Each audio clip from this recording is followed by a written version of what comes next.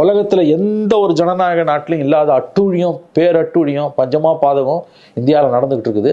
என்னன்னா 500 வருஷத்துக்கு முன்னால் இருந்த மசூதி கீழே எது வந்தது? இது என்லெஸ்ஸாக போய் முடியும். இப்போ விஹெச்பி ஆரம்பிச்சிட்டான் தமிழ்நாட்டில் 120 இடம், 175 மசூதிகள் தமிழ்நாட்டில் கோயில்ன்றான். இது இந்தியா முழுக்க இதே போல 40,000 மசூதிகள்னு விஹெச்பி கிளைம் பண்ணது சுப்பிரமணியன் சாமி. ஆமாம், 40,000 மசூதின்றீங்க. நாடு உருப்படுமா? இந்த நாடு சுடுகாடாக மாறும். இதை முற்றுப்புள்ளி வைக்க வேண்டிய உச்சநீதிமன்றம் ஏன் அமைதியாக வேடிக்கை பார்க்குது? 142 சுப்ரீம் கோர்ட் இன்வோக் பண்ணுறது மூலமாக இதை தடுக்கலாம். ஏன்னா பிளட் ஷெட், இது வந்து ரத்த களரி. நியாயமாக 4 உயிர் போச்சு. 500 வருஷத்துக்கு முன்னால் அது கோயிலாக இருந்தாண்ணா, மாஸ்காக இருந்தாண்ணா. ஆனால் இந்த பிளவாத அரசு தான் பிஜேபியோட உயிர் நாடியாக இருக்கிறதால அவர்கள் இதை செய்ய மாட்டார்கள்.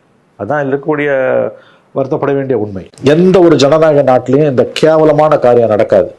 500 வருஷத்துக்கு முன்னால் 600 வருஷத்துக்கு முன்னால் என்ன நடந்தது, அதை வந்து கோயில் அடிச்சு தான் மசூதி கட்டணும் 500 வருஷத்துக்கு முன்னால்ன்ற மாதிரியான ஒரு அபத்தமான அயோக்கியத்தனமான ஆர்குமெண்ட் எங்கேயுமே இருக்காது.